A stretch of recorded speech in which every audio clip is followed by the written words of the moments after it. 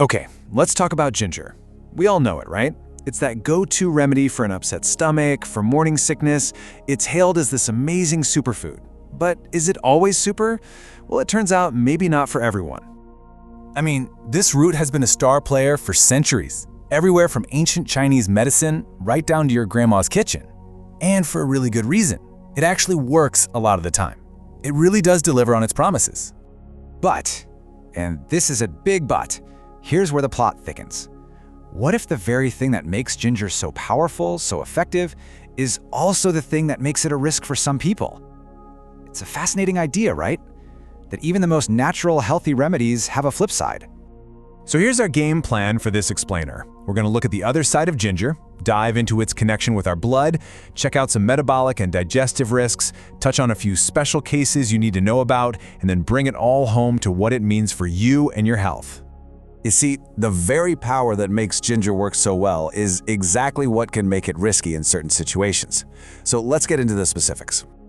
So where do these risks actually come from? Well, this is what's really interesting. A lot of these potential problems all trace back to one single core effect that ginger has on our bodies. And it all boils down to this term, anticoagulant. What does that mean? Basically, ginger can act like a natural blood thinner. The active stuff in it can get in the way of your body's ability to form clots. Now, for some people, that might actually be a good thing. But for others, yeah, it's a pretty serious issue. Okay, so who really needs to be careful with this? Well, there are four main groups we need to talk about. If you have any kind of bleeding disorder, ginger's antiplatelet effects can make things much worse. Then there are heart conditions, especially if you're already taking blood thinning medication. That can be a really tricky mix. It also applies to common meds like warfarin, or even just aspirin.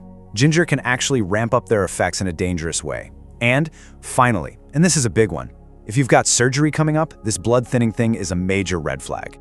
And the research is super clear about this. The risk isn't just about, some minor side effect. It's about potentially undermining the efficacy of the prescribed treatments. Let's break that down. It means ginger could literally stop your essential medications from doing their job. That's a huge deal.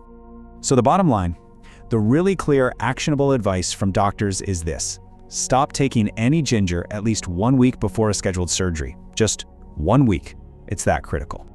Okay, but ginger's influence doesn't just stop with our blood. Nope. It also has some really powerful effects on our metabolism and digestion. And this is another one of those cases where, too much of a good thing can definitely become a problem. This is a perfect example of ginger's two-faced nature. For a lot of people, yeah, it can help keep blood sugar in check. But if you're a diabetic on medication, that same effect can cause your blood sugar to plummet unexpectedly, which is really dangerous. Same deal with blood clotting.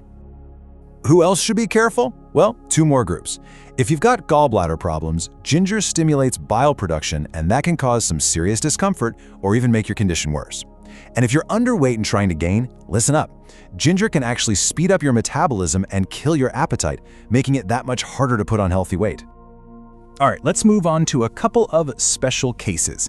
These are unique situations that don't really fall into the other buckets, but they are absolutely crucial to know about. First up, pregnancy.